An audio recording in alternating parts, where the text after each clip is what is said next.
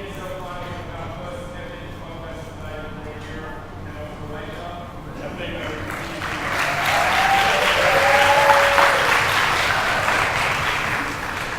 I don't think I will have a team from Amsterdam B.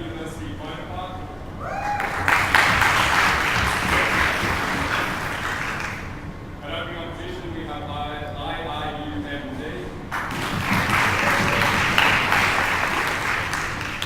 And closing government we have Tilbury House.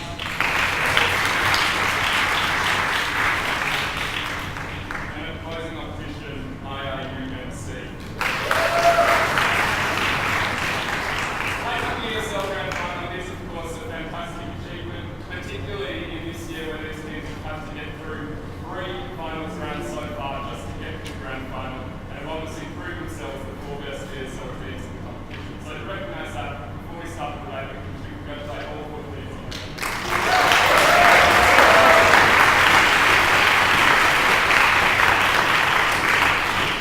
Speaker times and standards 7 minutes. Tom Chapman, the judge on the far left, with the table and the speakers far right, will clap once at 1 minute, once at 6 minutes, and twice at 7 minutes.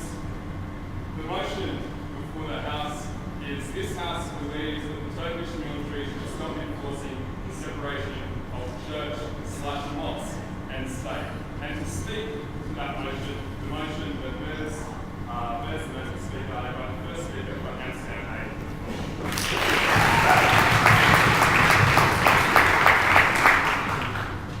Okay, can everyone hear me? That's great.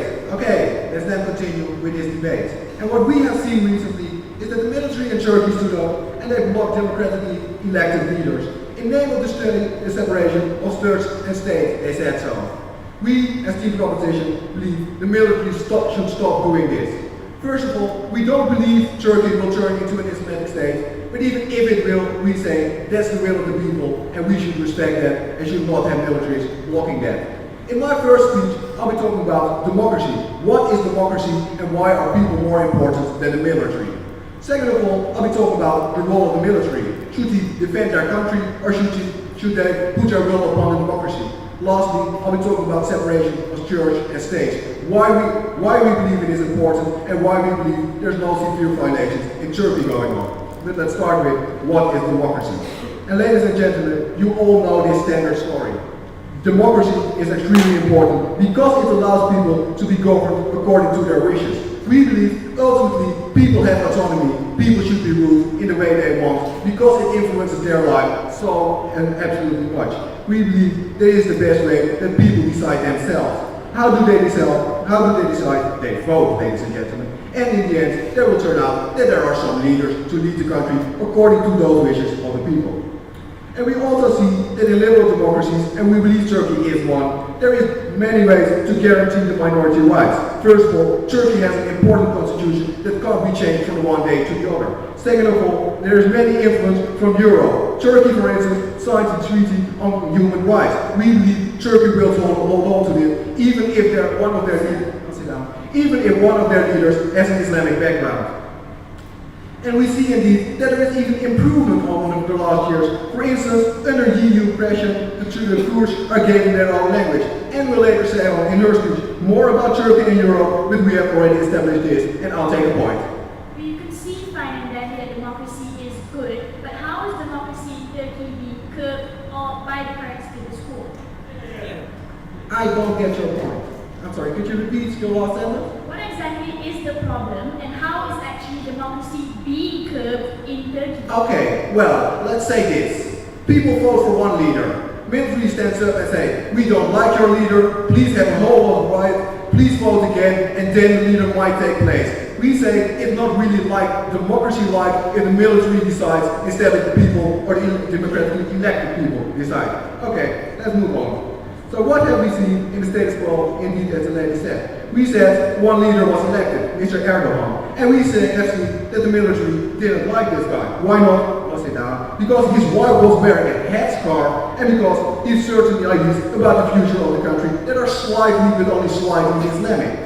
And what then the military did is they stood up, they said, we don't want you as a leader, we are blocking you. And we see that actually Turkey has a long, long tradition of alternating democracy and oppression by the military. And we as the government believe that this democracy situation were far, far better. 4 reasons. I already mentioned autonomy. Second of all, if we have a democracy, we can be pretty sure that the people are governed according to their wishes. If the military, it will be according to the wishes of the military. They might, for some specific reason, coincide with the wishes of the people, but not always. Turkey, we have seen in the past that there is less repression under democratic ages. We see the history of the Kurds. Kurds have never been a really cool group in Turkey, but especially during dictatorial military rule, they were oppressed much harder than under democracy rule, but the people indeed see that there were people just like them. Lastly, we believe in a democracy, there's the smallest chance of a dictatorship, and especially when we have the military putting on their will, this is sort of a dictatorship, which is very bad. Continuing with the role of the military, and the first and foremost role of the military, we believe, is to protect the country. We don't believe that the military will be much interested in protecting minority rights. Let me name the Kurds. The military fought against them, the military hates them, the military likes to oppress them. We don't believe they're giving them rights like, hey, you may teach our language because you might like it. We believe military is not good for that. Especially we believe if military becomes too much involved in politics, there will be militarizing of the government. Military, ladies and gentlemen, have a certain way of thinking that we believe is wrong, and if it were true, then it should be expressed through the way of the people. We believe most militaries think in, there are enemies, we need to beat them, and we need to conquer them, we need to fight. This is not in the interest of the people. The interest of the people need peace, need stable democracy, need constructive dialogue. Sir, if you elect a leader and the leader is in power and then implements Islamic policies, what then is the role of the military? Then the rule is the military is to defend their country, and if this policy contains importing some of these values, they should do. The military should just do what they are told to do. And if this is something they don't really like, they go and tell the people, and in the next election, policy might change. Okay, so I showed you the role of the military is to protect, not to put their will upon. Lastly, church and state. And we see that in most Western liberal democracies, we have separation of church and state. Not all Western liberal democracies, ladies and gentlemen. For instance, in Scandinavia and in England, the Queen is also the head of the Anglican Church. In Scandinavia, every nation formally is Lutheran Christian. And we believe this is not a problem, ladies and gentlemen. We believe that separation of state and church, or the like things, are there to protect the minority, to have ensured at all times that there are freedoms for religious minorities. But we see this does not necessarily mean that there should be a formal separation between church and state. We have seen that in Sweden. Although formally the state is Lutheran Christian, if you are a Muslim, if you are a Jew, if you are a Roman Catholic in Sweden, you can go to your own church, you can pray, you can do everything you want. And especially in Turkey, we have seen this in the past. Of course, they are secular since Atatürk, but before, at the Ottoman Empire, they were formerly Muslim. But this especially was the country where religious minorities had the most rights all over the world. There were Egyptian Copts, there were Greek Orthodox people, and they were all living in harmony. They were all living in harmony because there was a formal state church, but they were given many, many freedoms. And we accept even that political parties may have a religious background. We see it in Holland and in Germany, where the leading parties are the Christian Democrats. We believe this is no problem. And what we see in Turkey is that an extremely soft Islamic party that just wants the best for its people, not really to oppress minorities. We have shown you military, good for protecting the country, bad for putting their will upon the people, church and state, no problem in Turkey, and many reasons to propose. I thank you.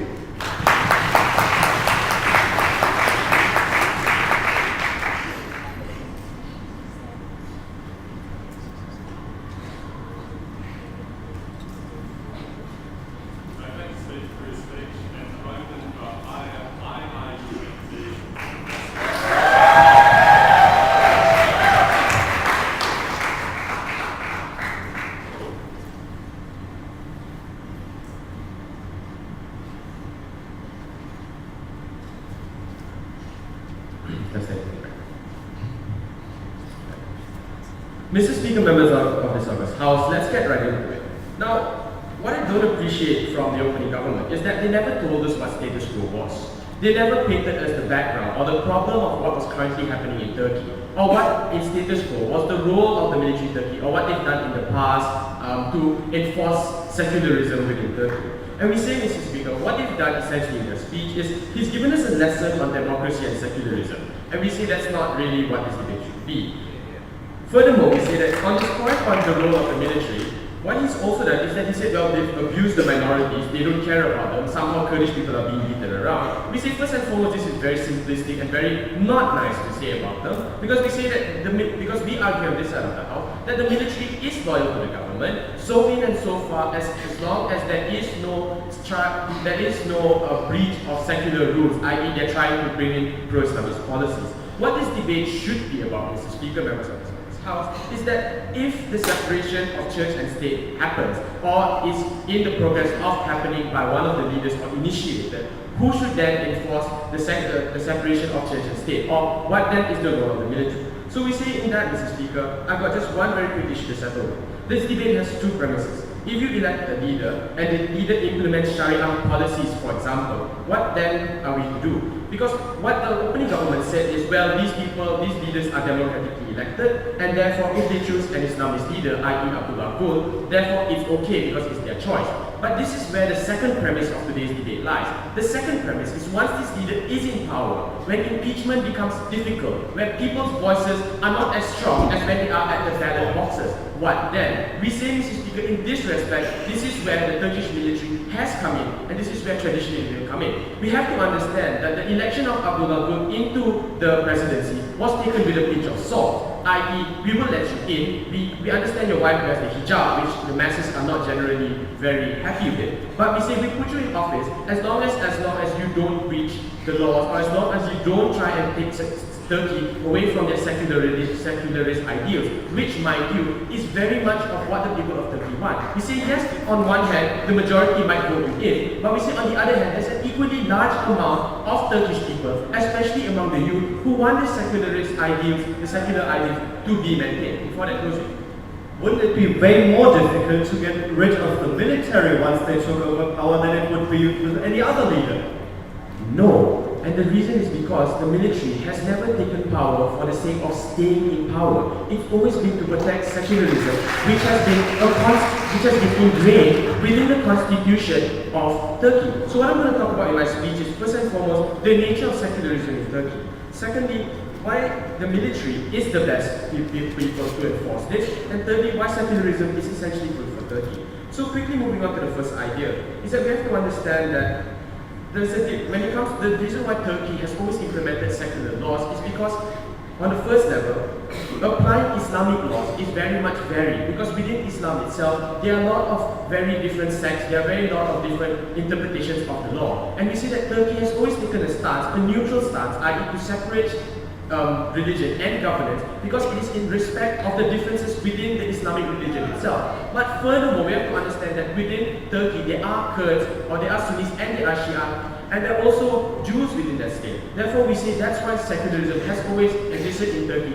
to promote integration and not to create a dichotomy within the people. On the second level, we see how that within Turkey, practicing of the religion is already allowed. We say that, let's look at history. Kemal Atatürk was a secularist, but he promoted Islamic arts and architecture. He just kept it out of governance. Therefore, we say that the current government doesn't deny this, and we say that it is good that good Muslims can still practice. So we say that on this idea of secularism, we see how secularism has been ingrained within the Turkish mentality. But on the second point, let's look at the idea of how the military is the best, or should continue enforcing the separation of church and state. Because the introduction here is, when does the military intervene? As I said very briefly later, the military is loyal to the government so long as this constitutional right is not breached.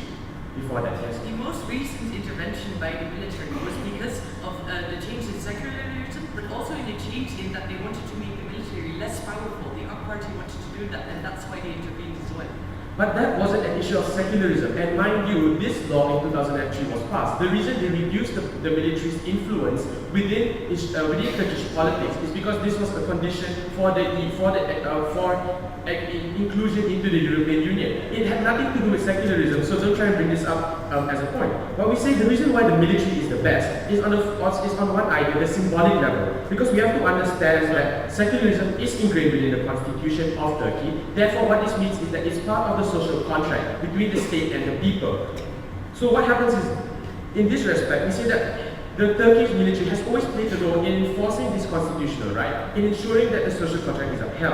But on the practical level, we have to understand that most of the people in Turkey are more supportive of secularism than an Islamic ideal. If you look at how the Ottoman Empire fell in the early 1900s, in 1909, there was a group of youth called the Young Turks who pushed Sultan Abdul Hamid, who was the leader of that time, for a liberal constitution and governance. And we say that this ideology, looking at how it was ingrained in history, we say that the people of today are enjoying their secular life, are enjoying a life where there is a separation of church and state. We say furthermore that the people have always looked to the military as the last bastion of protection of this constitutional right. And we see that this is furthermore, if you can call it even a safety net. We say furthermore that within the minorities themselves, they also look at the Turkish military as these protectors of this fundamental liberty.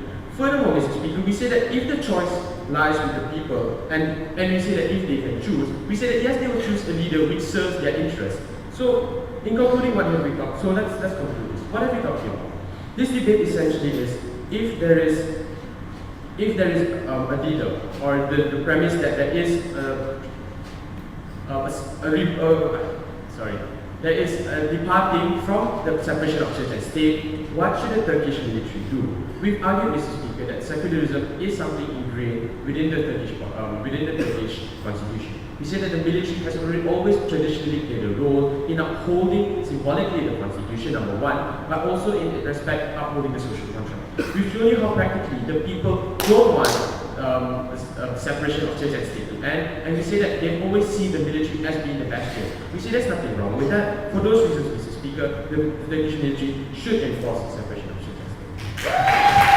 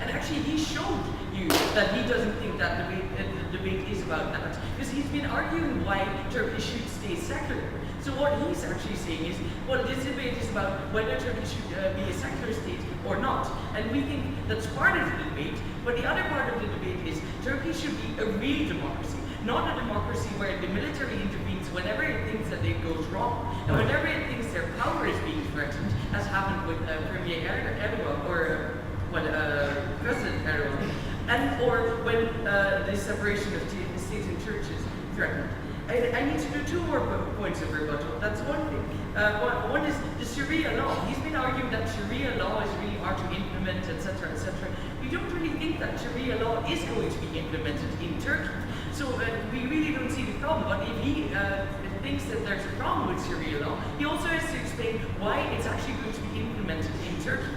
And the other point was actually, I'll take it first. Yeah. So your notion of democracy is that once a leader is elected, he can make whatever policies without actually caring what the people truly want. Well, we think that the people vote that leader which they think will make the policies that they really want. And after 4 years, he's going to be voted out if he doesn't do that. So that's why democracy works. And a leader is always also restrained by the constitution that's there and the international human rights framework that's put upon that leader. And actually, I'll start with my point on Turkey and Europe, because here we think that Turkey is encapsulated within the European framework, and that means that, that minority rights are going to be protected, even if there's less of a separation of church and state.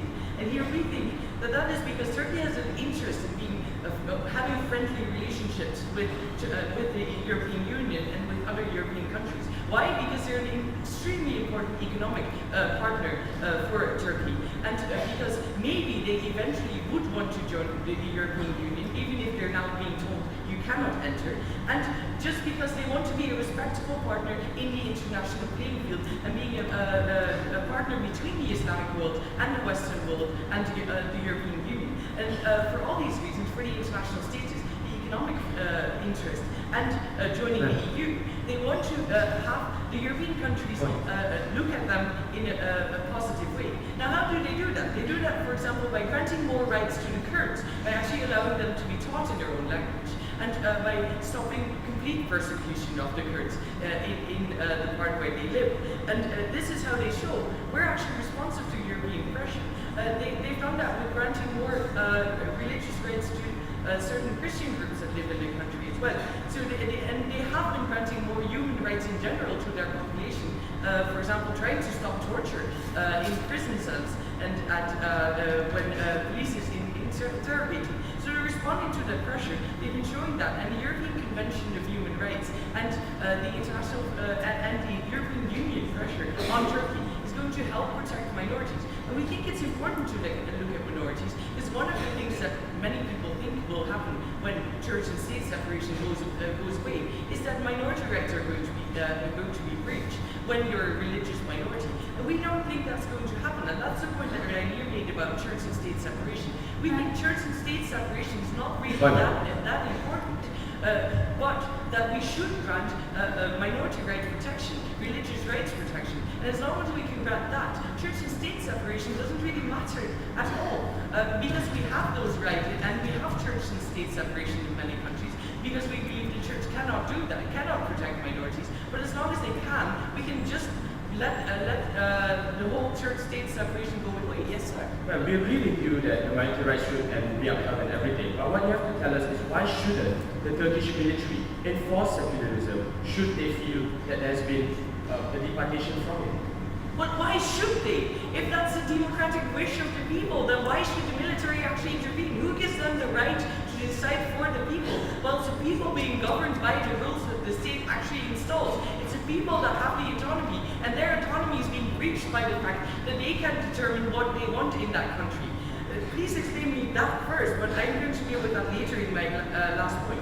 Now, religion and the military. We think that many of the changes the AK Party promoted in the past few years have been very minor changes, but really important changes to religious people. For example, being able to wear a headscarf everywhere you want to, and not just when you enter a school, you cannot wear a headscarf anymore. And those are the things that, well, on the one hand, breach the rights of these religious people in Turkey, namely Muslim people in Turkey, because they can't wear a headscarf everywhere. And on the other hand, they feel very strongly about it.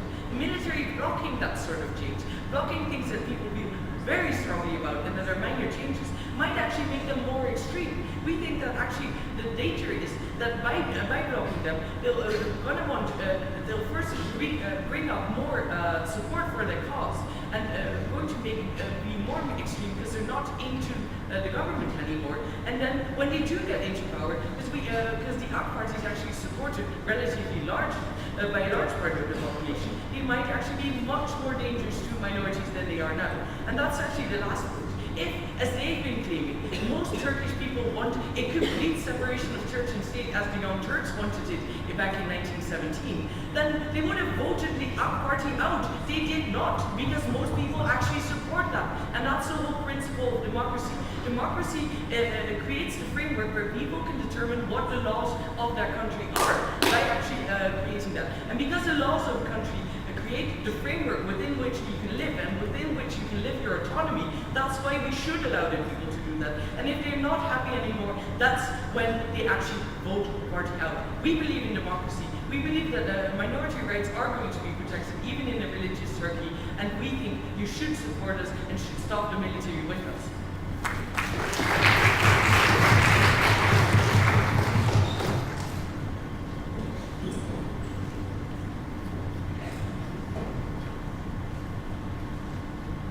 I thank Amsterdam for the contribution to the debate, and in fact the second speaker for IIUMD.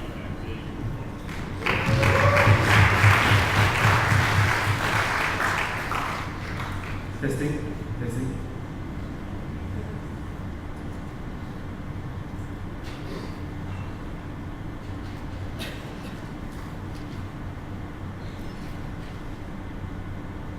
Mr. Speaker, they come up here and try to argue a few things which I'm going to rebut.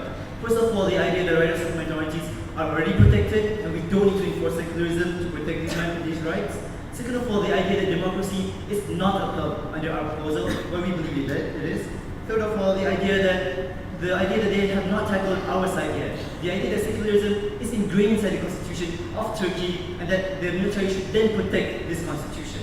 First, let's go to after that, I'm going to go into my point, which is about how having the military do this transition allows for a stable transition between interim governments when the people don't want the government from the previous government. Let's go to the first idea, Mr. Speaker, the idea that rights of minorities are already protected. Well, the problem here, Mr. Speaker, is that they don't understand the framework of how these rights are actually protected in the first place.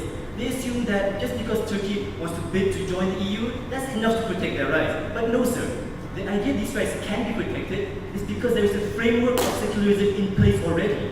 That with that framework of secularism in place, sir, that's how when Turkey actually bid for the EU, they could put in the rights of the minorities.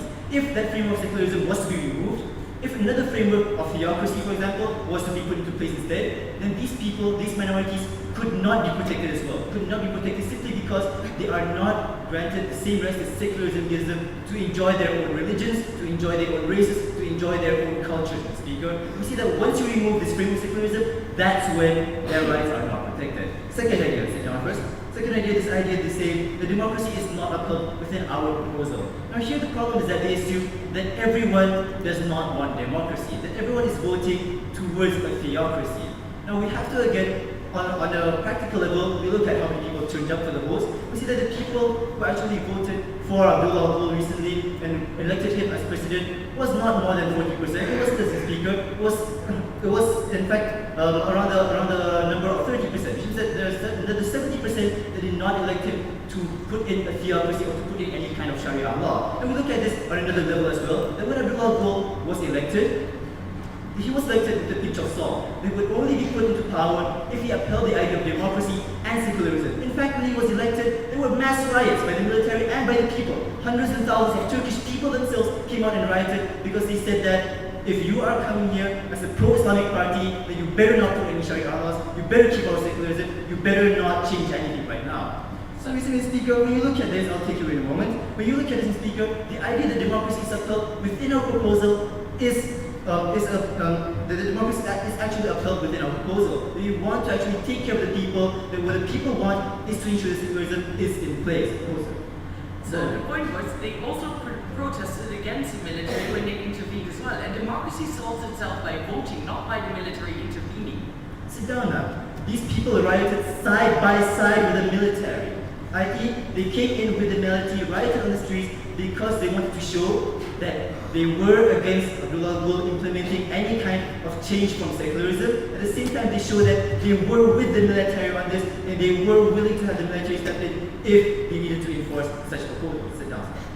Let's go to the third idea of the constitution that they did not tackle. Because they did not actually tackle this idea because inside the Turkish constitution, Secularism is already ingrained. What happens then if a president, in this example of the world, if he came up on stage, he came into power, and because there are no checks and balances, he could implement any proposal that he wanted to. He could come in and change it to a theocracy, he could come in and change it to a communist state, he could come in and put in any proposals he wanted to, Sharia law, as in death penalties, whatever it's done. So we say that if you have that kind of president that has a free hand, that does not go well with democracy or with secularism, we say that in that case, the EU military as the last bastion of the people should come in, step in, and enforce that change. Let's go then into my point here. But how having the military allows for a stable transition. Not just for any transition, speaker, but for a stable transition. Sit down, sir.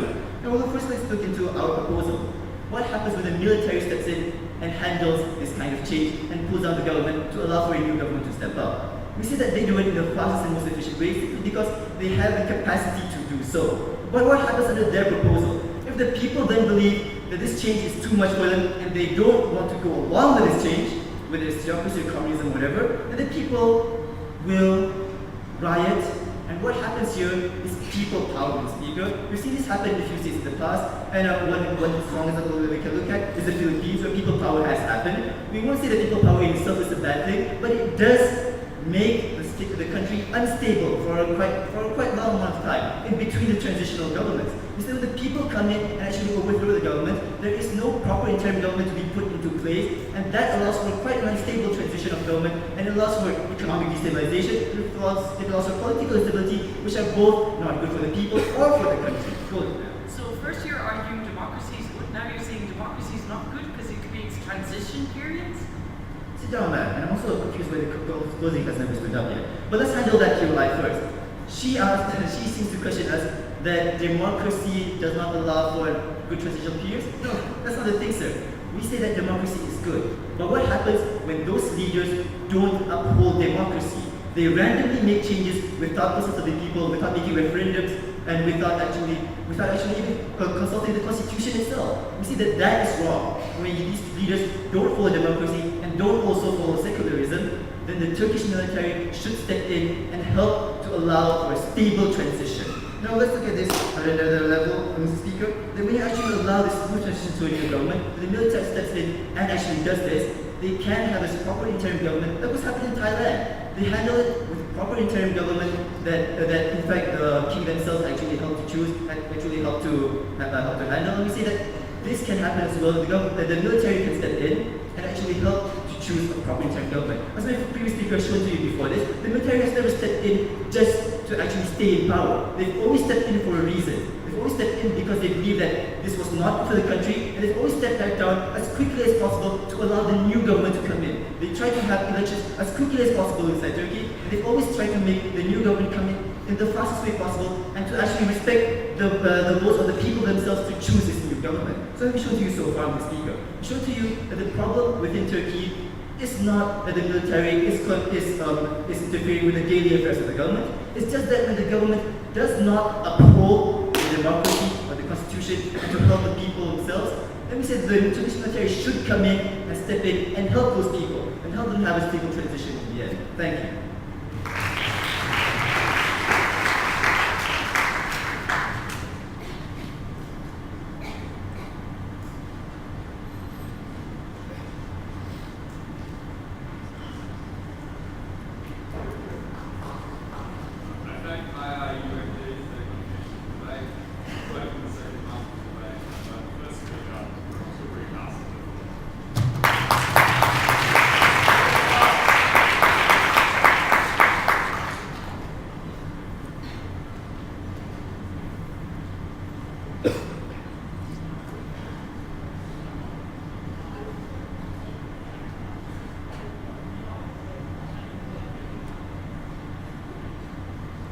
Mr. Speaker, members of the House, in my speech I am going to deal with the experience with militaries pretending to save the state. Second of all, the constitutional safeguards to prevent an Islamist republic. And third of all, the prospects for EU membership of Turkey. And I will integrate my rebuttal into the structure. Now, first of all, what was the real situation in Turkey about 1 year ago? And we should be clear that the military actually threatened to carry out a coup. They even issued a written statement on this, and the opposition seems to be quite okay with this. We on our side of the house are not, and we are so for very good reasons. And that is, if a body so powerful as the military, unelected, gets to do such things, it won't do so for the good of the people, but for their own good. Ladies and gentlemen, we are witnessing everywhere that powerful bodies are always pursuing their own agenda and not that of anybody else. That is precisely the difference between dictators who can pursue their agenda all the time, and that is factually what they are doing all the time, and democrats who have to fear not to be re-elected and therefore are strongly limited by pursuing their own agenda. In the case of Turkey, they were fearing for their historic privileges which had been granted to them by the Kemalist elites. They did this coup. They would have done this coup to prevent them and not to stop anything else. But let's just imagine they did the coup, and this is what this side seems to accept. Then, ladies and gentlemen, they would have been an uncontrollable body. The physical power they possess, once the military is in power, they will never give it up again. Who should actually out them if they hold all this physical and executive power in their hands? Who should be it? And then let's look at history, at all the experience we have gathered from military coups in the past.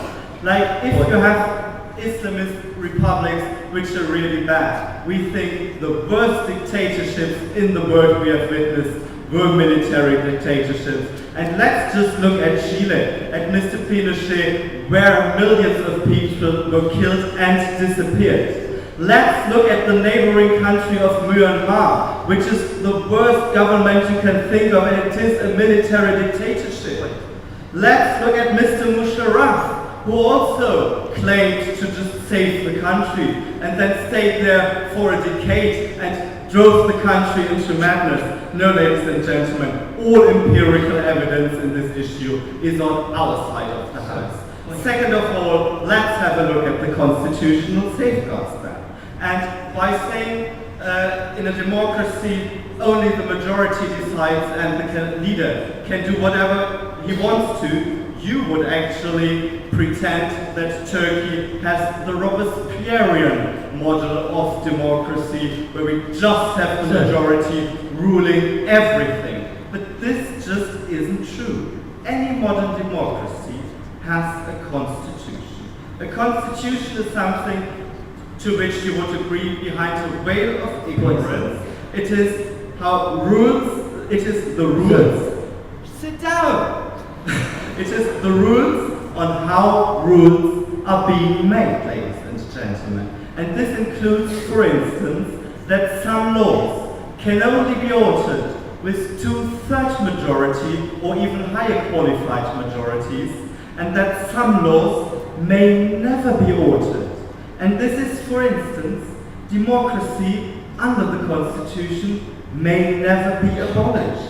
Human rights must be upheld, and therefore no Sharia law may be introduced. Turkey has a modern constitution with a working constitutional court, ladies and gentlemen. Therefore, the AK, even if it wanted to, or any other political party, just couldn't turn into Turkey into an Islamist state, no matter what they wanted to do, if they follow this constitution. Yes, sir. So if you assume somehow that the Turkish military is so much power hungry, then how in your proposal you are eliminating the possibilities of dictatorship? Well, we should just do anything to prevent this possibility, obviously, and one very good step would be curbing, actually, the privileges of the Turkish military, and obviously we can only do so if we decide to go against them and put away the threat of the coup and do not surrender to it, ladies and gentlemen. Let me come to my third point then, which is the prospects for EU membership of Turkey. And in the situation where the military threatened with the coup, the EU explicitly was fiercely opposed to that threat. The EU does explicitly respect Turkish democracy and its government, and they were extremely worried about the instability of the democracy and the country. Therefore, the EU would never accept a military dictatorship in Turkey or any country which could easily turn into a military dictatorship. This is bad for the Turkish economy and Turkish moderates. But ladies and gentlemen, it also gives up the chance of achieving the best safeguards possible for a sustainable democracy in Turkey, and that is EU membership itself. Why is that so? Because Turkey will become part of the democratic institutions and the democratic processes within the EU. It will be subject to the European contracts, including the European Declaration of Human Rights. It will be subject to the rulings of the European Court. And if then ever the military threatens to do a coup, or would actually even carry it out, then this would not only be an inner Turkish matter, but an EU matter, with all the executive forces of the EU standing behind the Turkish democracy, and therefore this situation could be ruled out much more safely than in any circumstance where Turkey would be prevented from becoming part of the EU. So ladies and gentlemen, we have told you on this side of your house that all the empirical evidence is on our side, that constitutional safeguards do prevent an Islamist republic, and that the prospect of EU membership, which is the basis of a sustainable and lasting democracy, would all be bad under their model. Ladies and gentlemen, the idea of the military saving the democracy is even worse than the smell in our hotel room. I beg you to propose.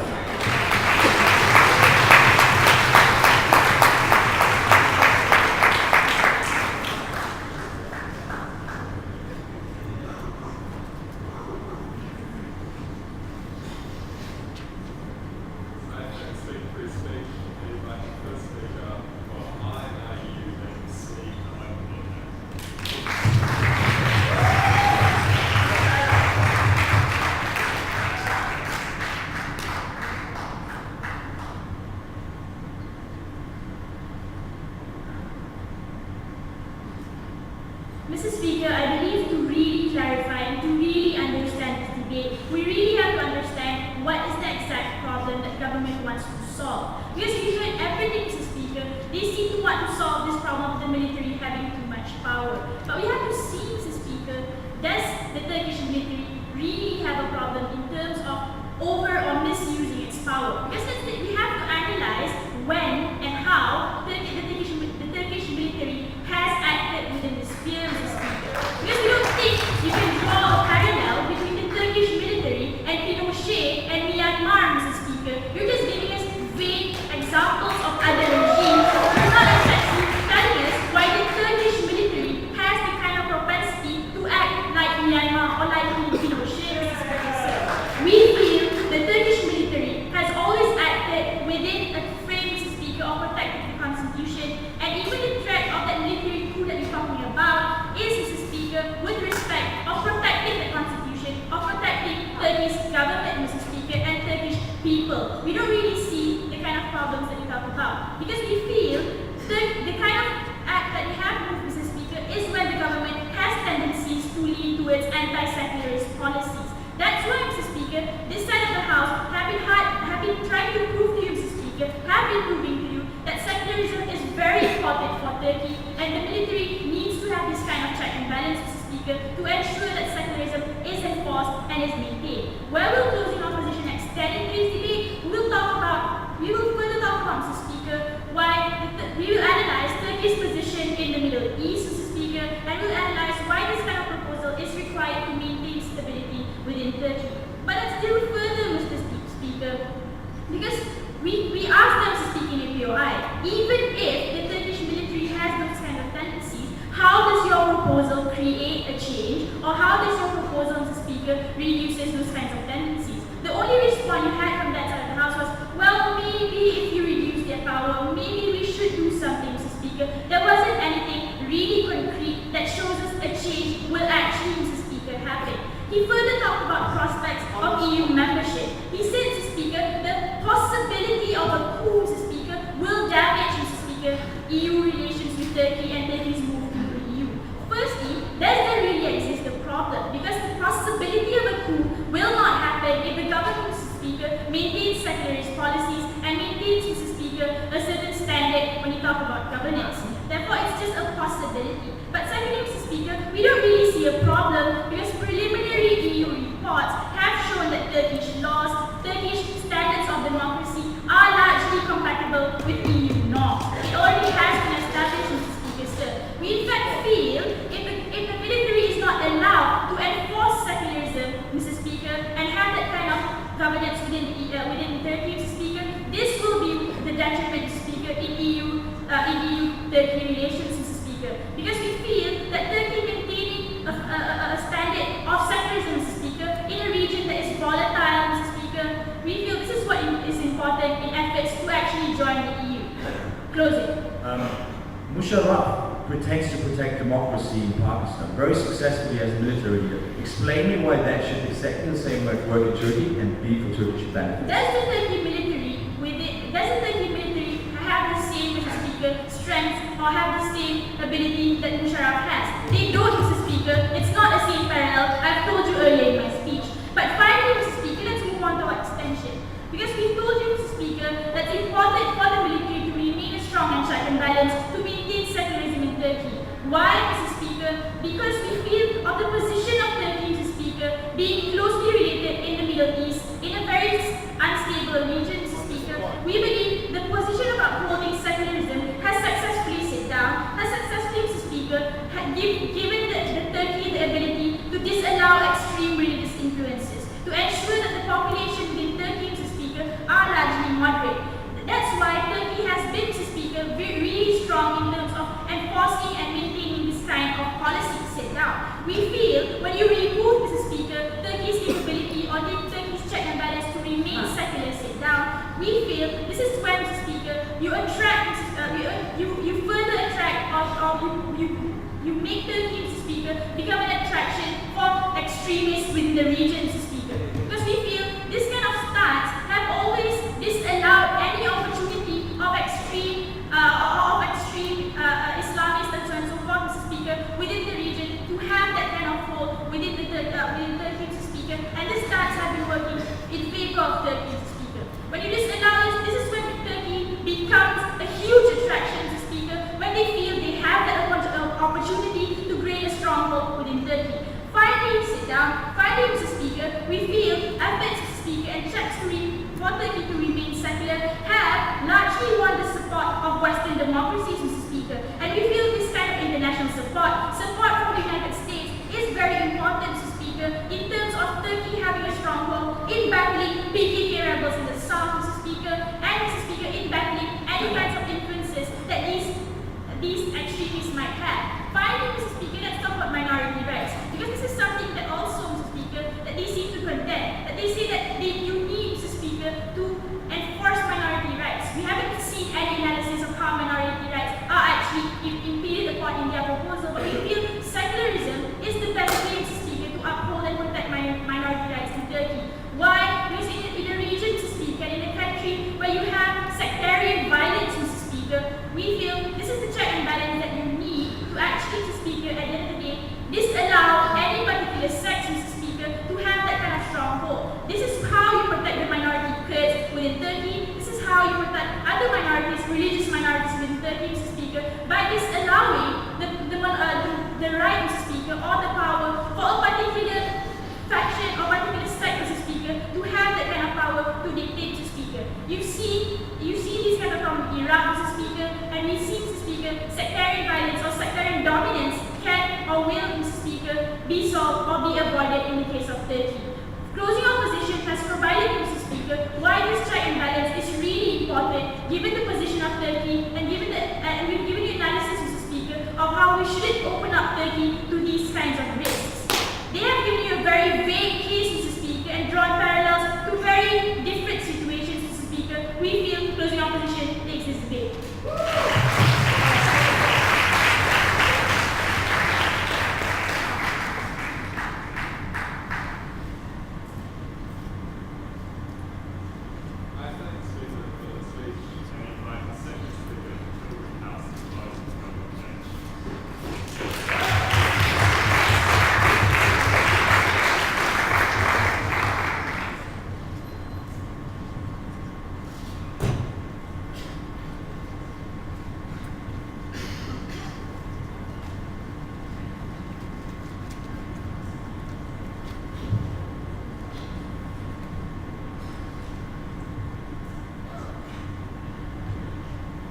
Speaker, ladies and gentlemen, let me first clarify what this debate is about and what the opposition failed the whole time to recognize. This debate is about whether it is good for democratic Turkey when a non-democratic elected military case uses the excuse of separating state and church to heavily intervene in daily Turkish politics. And this side of the House proudly stands that military intervention harms democracy in Turkey and therefore should be stopped. And we clearly cut it in our policy that we will not anymore give the chance to the Turkish military to intervene in politics. It's a simple, it's an effective motion. Mr. Speaker, the reason why we provide the best solution for the current problematic in Turkey are the following four arguments which prove that the balance of proof fall on our side. I will talk to you about that the Turkish military is not needed for democracy, that because there are, my second point, checks and balances, that military interventions are per se bad, and the prospect of EU membership remains seated. But Mr. Speaker, just before that, shortly rebuttal the argumentation, the extension, which was claiming that minority rights are so valuable in Turkey and are so very strongly upholded by the Turkish military. Now, let me talk to you about the Turkish relationships of the military with the Kurds. Kurds are heavily discriminated by the Turkish military. They are not allowed to participate in the Kurdish army, they are not allowed to be general, soldier, or whatever kind of other position. If you believe that the Kurdish military, therefore, or that the Turkish military, therefore, is in any kind of way interested in upholding the Kurdish minority rights, you're severely wrong. In fact, the AKP, the current governing party, was strengthening as the first party ever the Turkish minority rights. Thank you. So let me come to my first point, which also rebuttals their claim that the traditional military intervention has actually protected democracy in Turkey. I will state that Turkish military is not anymore needed for democracy. Now, the Turkish military was created by Kemal Atatürk to separate state and Islam. Why did he do that? Because when he created the Turkish state, he wanted to clearly separate it from the past of the Ottomans. Now, the Ottomans empires combined Islam and governing policies. In order to prevent a backslash of monarchists, he intervened those separatistic movements in the Turkish army. It might have been useful in the beginning, but today those are not anymore needed because Turkey is a modern democracy, it's a vibrant society, and it is strongly democratic. We proved that in recent elections where they were peaceful and democratic, where an Islamic party won with the majority of the people, where there has been no violence during the elections, or after the elections, or before the elections for that matter, and where there has been no risk of those elections. So, Madam Speaker, the AKP does not act against the Constitution, and therefore the Turkish military is not anymore needed for upholding democracy because already Turkey is the democracy. Now, Mr. Speaker, let me come to on this point, sir. We say that even if there are checks and balances that exist, they are never absolute. Because when the leader is in power, he will control the parliament. We say that in this instance, he's never the majority. Thank you very much. That is the point of checks and balances. The majority of the people decide what kind of system they like to live. That leads perfectly well to my second point, checks and balances. Mr. Speaker, Turkey has a stable democracy with checks and balances. As my team partner brilliantly pointed out in this extension, the definition of government and military is the following. Military is there to protect the country from outside attacks. Already that is a contradiction whenever the military intervenes in a politics. What is the government about? The government defines and executes politics in the best interest of its citizens. And because the government would like to be re-elected, democracy is best for the people as the government does what's best for the people in order to be re-elected. Turkey's safeguards before Islamistic backslash exist. First of all, it's a diverse country, the diverse culture, which in election prohibits a backslash of Islamists. They're 20% conservatives, they're 60% modernists, and they're 100% in favor of Kemal Atatürk. This is Turkey today. The Islamistic Sharia laws they painted out as the danger when the AKP comes to rule is simply a bluntly lie. My team partner pointed out that any act against the constitution is not going to have any kind of chance of existence. The safeguards Sky pointed out was, you need a two-thirds majority in the parliament. The president has to sign the act, who will be now elected by the people. There is this backcheck of the Supreme Court who will let fall down any kind of change which is against the constitution. And at the very end, Turkey proved itself that the people's voice on the streets will follow every government or every military intervention which is against the interest of a democratic society. Mr. Speaker, the AK cannot change, therefore, Turkey into Islamistic state. De facto, as we proved on our side, it modernized the penal code according to the German, actually according to Germany. Being from Germany, I don't know whether that's a good idea. But nevertheless, they granted heavily minority rights. Kurdish people are now allowed to speak, to teach in Kurdish language, to broadcast in Kurdish language, and actually even to organize themselves in party.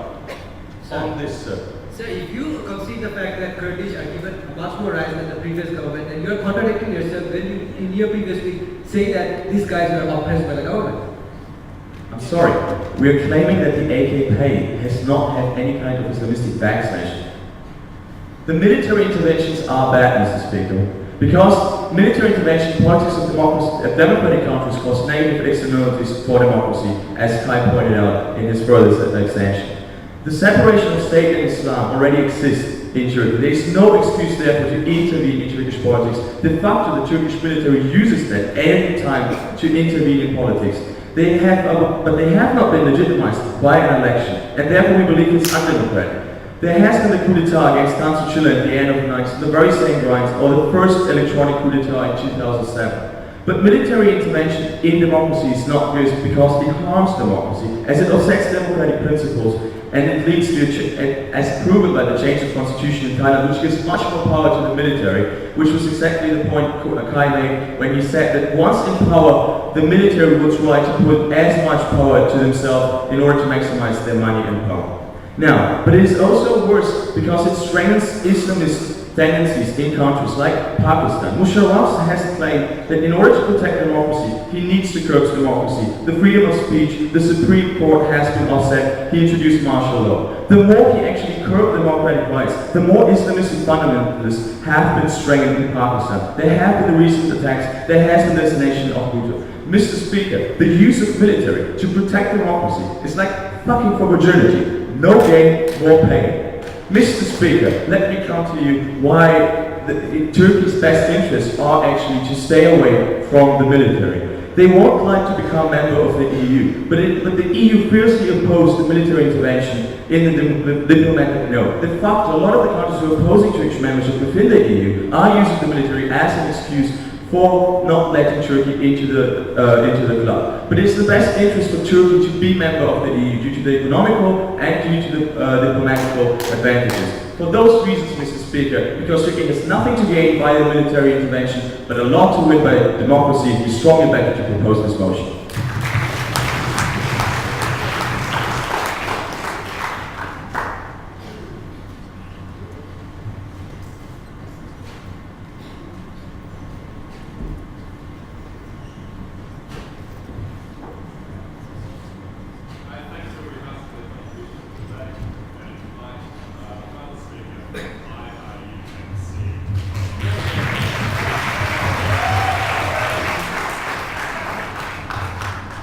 Members of this House, the government side in this debate has actually did not link back their arguments, their cases, Mr. Speaker, with actually what they have to do. They're supposed to paint a problem, Mr. Speaker, and give a solution of that particular problem. But if you even ask the government members, Mr. Speaker, what was the problem, still at the end of the course, we did not see a hint of any problems. What they did, Mr. Speaker, gives a vague definition of what is democracy, what is the superficial role of military, and why that role should not be extended, Mr. Speaker. That's why, Mr. Speaker, they did not deserve any kind of credit, Mr. Speaker, whatsoever.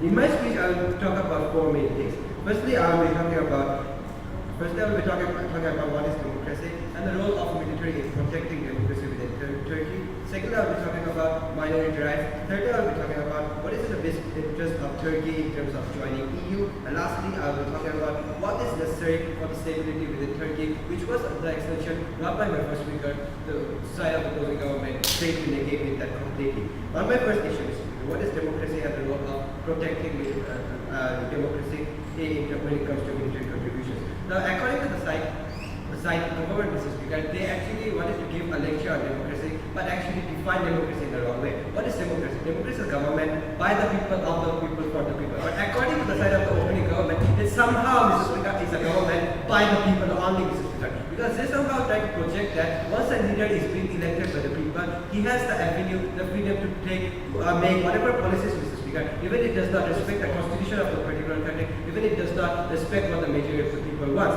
Now, first of all, Mr. Speaker, they have tried failed to prove that why Mr. Speaker Abdullah Gul, who is the elected president, has actually created a problem when it comes to enforce secularism, Mr. Speaker, and why the military should take over. But the side of the opposition clearly shows to you that if there is an instance, Mr. Speaker, where any government within Turkey itself take a stance that it does not enforce secularism, Mr. Speaker, why the military should play the role and should step in to protect secularism within that particular country, to protect the constitutional right and protect what the majority of the people thinks. Now, what we say is that, Mr. Speaker, we have continuously proven to you why the military is the best institution to do so, because they have the power, they have the capacity, and they are there to protect the people. Now, according to the side of the government, Mr. Speaker, what if this military become dictators because they have so much power in so many other regions of the world? We say that, Mr. Speaker, I asked in my QI, then how by your proposal, Mr. Speaker, we're actually decreasing the power of military, and if a military is so much power now, how by not allowing them just to enforce secularism within that country, just to enforce a constitutional right within that particular region itself is somehow decreasing the possibilities of them being dictated. Because now in your proposal, Mr. Speaker, you are decreasing the amount of weapons they are holding, the amount of command they have in that particular country. What you are doing is that just proposing a vague idea that they should not enforce secularism, and thus somehow we can turn out the possibilities that they cannot be dictated. But we have clearly shown you why in the case of Turkey, Mr. Speaker, the case of military is not such, Mr. Speaker, what was like in Pakistan or many other different regions. We have said that the military has actively taken part when it comes to protecting the rights of the individuals, Mr. Speaker, when it has come to protecting democracy at true place, Mr. Speaker. That's why we say that in Turkey it's not like the other military problems, Mr. Speaker. We say that military should take that role. Secondly, Mr. Speaker, about minority rights. Now, contention from the side of the opening government was that because there are certain individuals who want to wear hijab all over the place, that's why you are curbing those individuals' rights. We say that, Mr. Speaker, the government of Turkey has this particular policy in place, not because of the fact that they want to see hair of women, Mr. Speaker, just because of the fact that having those kind of particular policies is at the best interest of the national security itself. Why this particular policy was taken into account? Just because of the fact that there are wide possibilities of terrorism and so forth, Mr. Speaker. That's why we say that when a particular right, whether or not it's minority or majority right, does have a greater harm on the national security, only in those cases, Mr. Speaker, those particular rights are cut. But what we see is that, Mr. Speaker, still individuals are allowed to pray in the mosque, Mr. Speaker. They are allowed to practice their own religion. We say that nowhere in the status quo their rights are being cut. Secondly, Mr. Speaker, moving on to the idea of how they have responded about the Kurds, Mr. Speaker. Before I do so, I'll take from the opening. Giving the military such power creates more conflict because they're more interested in the conflict with the Kurds than they actually resolving the conflict, and thereby you're actually creating a more difficult position for the Kurds. So we are not giving the military more power. We claim that military already has that particular power, but we are proposing that military should use that power effectively to protect the democracy within the country. So moving on to the idea of how they have painted the picture that Kurds are being oppressed, Mr. Speaker, because of secularism, Mr. Speaker. We say that that's not true because that was an action, those were the actions of past governments of Turkey itself. If you look at the situation now, Mr. Speaker, their language has been recognized as official minority language. Mr. Speaker, we have also seen that now they have changed the policies where they have equal employment opportunities in all sorts of areas for the Kurds, Mr. Speaker. We have also seen that why they have different television channels for the Kurds themselves. That's why, Mr. Speaker, when there is an uprising movement of Kurds claiming for independence, the Turkish government has taken proactive stance, and in the status quo, we do not see any rights being cut. But what you are doing is that, Mr. Speaker, by taking out the possibilities of a proper enforcement of secularism, Mr. Speaker, because of the fact that these individuals do have different kind of religious beliefs, because of the fact that there are existence of different kind of schools, Mr. Speaker, within Islam itself. What you are doing is that in creating a possibility where a particular power or an ideology would be imposed upon all, Mr. Speaker. Moving on to the last idea, Mr. Speaker, that what is actually good for Turkey in terms of stability. Now the closing opposition has contributed in a sense that, Mr. Speaker, we argue why secularism is good for country. Because in an absence of secularism, when you allow the avenue of religious ideologies or principles to be injected within the government policies, Mr. You create our possibilities that where extremists like the PKK within the Kurds, extremists like the ASA within the northern region, within Turkey itself, Mr. Speaker, do have the avenues of gaining more power and do have the avenues of influencing their extremist ideologies on the people itself. We say that that's very harmful for the stability within Turkey itself and the region itself. We have also shown you, Mr. Speaker, by doing so, how you are losing somewhat of wealth, Mr. Speaker, and creating possibilities that you would not allow you to come in because of the fact that you are not secular in nature. So with that, Mr. Speaker, we have shown you what is best interest of Turkey in terms of having stable region and in terms of a best way to go for EU, Mr. Speaker. The government side has just gave up some just basic lessons of democracy and military law. That's why, Mr. Speaker, we're closing our position.